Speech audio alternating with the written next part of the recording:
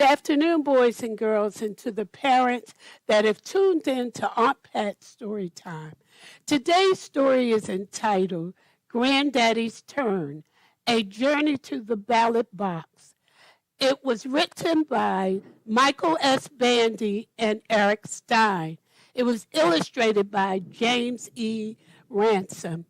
Today's story is going to be dedicated to the late Congressman John Lewis for all of his civil rights movement work down through the years.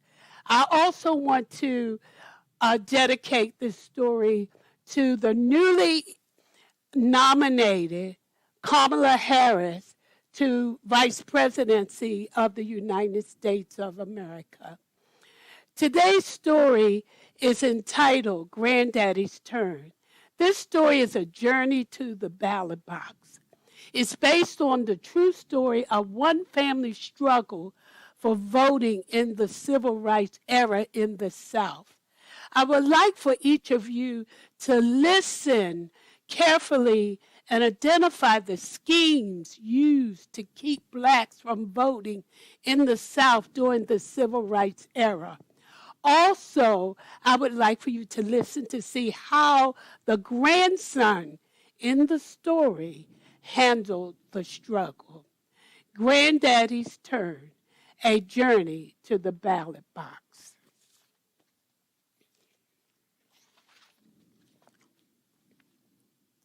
Where we lived, I didn't need an alarm clock. I woke up to the cock-a-doodle-doo of my pet rooster and the chooka-chooka-chooka of my granddaddy's tractor. Hurry up, boy, he would shout. I'm coming, Granddaddy, I'd say.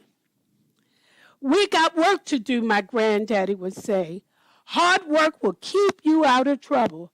I guess he figured I was going to get in trouble because he sure gave me a lot of chores. We fed the animals, we milked the cows, and we worked in the fields. Here is a picture of Granddaddy and his grandson working in the fields. As you can see from what I've read so far, they live on a farm in the South. My granddaddy was a big, strong man who always said he didn't take nothing off nobody. He could do anything. Plow fields, chop wood, and dig fence posts, all without breaking a sweat. Not like me. Sometimes when I did my chores, I made so much sweat, it was like I was raining. Here is Granddaddy working in the field, and his grandson sitting on the side because he's tired already.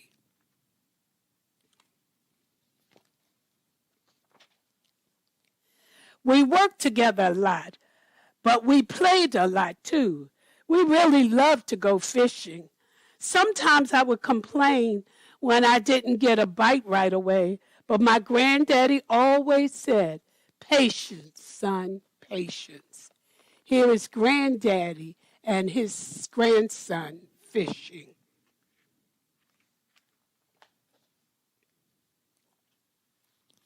One morning, while we were eating breakfast, my grandmother brought out a surprise for my granddaddy. She had cleaned and ironed his suit. I didn't understand that since he only wore his suit to church, and it wasn't a church day. It's our time, and you got to look your best, my grandma said. My granddaddy was so excited, he leaped up from the table and gave her a big hug. What's going on, Granddaddy? I asked. You'll see, he said with a big, beaming smile.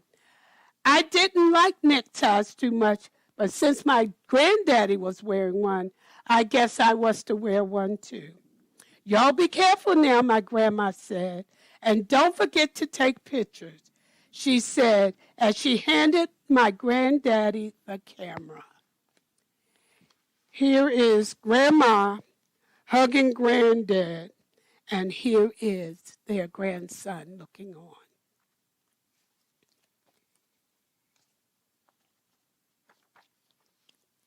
We walked and walked. It seemed like 100 miles. I asked my granddaddy where we were going again. Patience, son, patience. He reminded me with a smile. Oh boy, I thought, we must be going to the county fair. I walked faster. I couldn't wait to get there. I could almost hear the music and the smell of the barbecue. Here is Granddaddy and his grandson taking their walk in their Sunday clothes.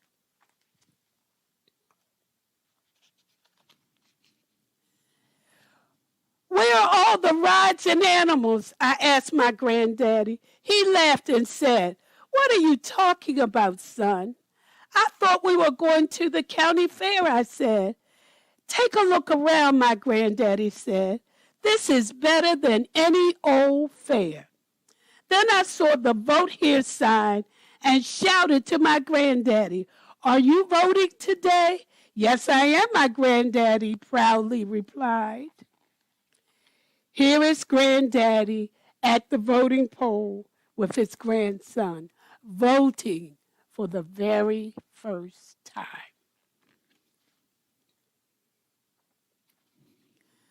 Nobody in my family had ever voted before. Where we lived, some people were allowed to vote and some people were not. I never knew anyone who had voted before, but I heard my teacher say that some new laws had changed all that. I hoped that was true because I didn't want us to get into any trouble. It felt like we were standing in line forever. And every time we seemed to get a little closer, someone would cut in line in front of us. That's just how things worked where we lived. It didn't seem to bother my granddaddy, though.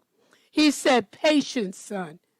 Takes patience to get what you've got coming to you.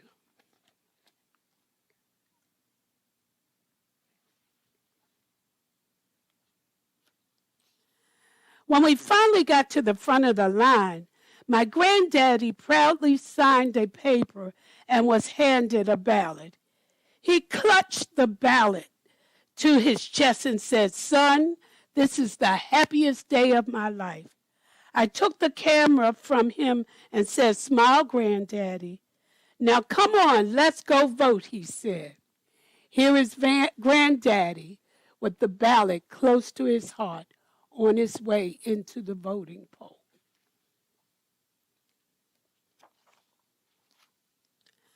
But before we could even walk to the voting booth, a deputy stopped us and asked my granddaddy, what are you doing, Uncle?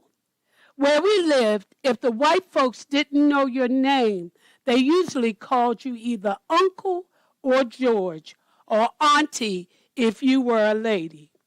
I'm voting today, sir, my granddaddy replied. The deputy got out a big, thick book and slammed it on the table. He opened it to a page with words that looked longer than crawfish. Can you read this, Uncle? The deputy asked. My granddaddy just stared at the pages and shook his head. No, sir, I can't, he replied. The deputy slammed the book shut, saying, well, Uncle, if you can't read this, then you can't vote. He tore up Granddaddy's ballot and threw it on the ground. I was pretty sure that man wasn't playing by the rules, but he was in charge. I could see my granddaddy was mad.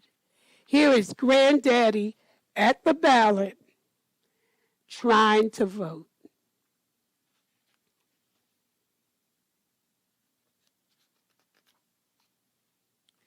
As we headed back down the road towards home, my granddaddy didn't say a word, but I saw something I'd never seen before. My big, strong granddaddy had tears in his eyes. Don't worry, Granddaddy. I'll vote for you one day, I said to him. Here is Granddaddy and his son walking down the street and the deputy looking on them. Granddaddy passed away before he ever got a chance to vote. I never forgot that day he tried to vote. My granddaddy was so mad he might have lost his temper, but he knew better than me how important that day was. Even though it wasn't his time to vote, that day he looked to the future.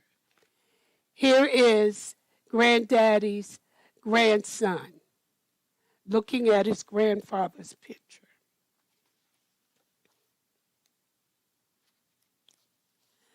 When I went to vote for the first time, I remember what my granddaddy always said, patience, son, patience.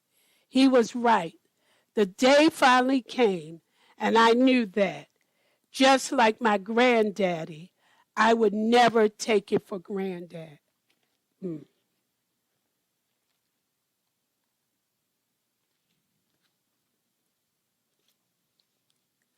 With his picture in my hand, I put my ballot in the box, smiled, and said to myself, now it's Granddaddy's turn.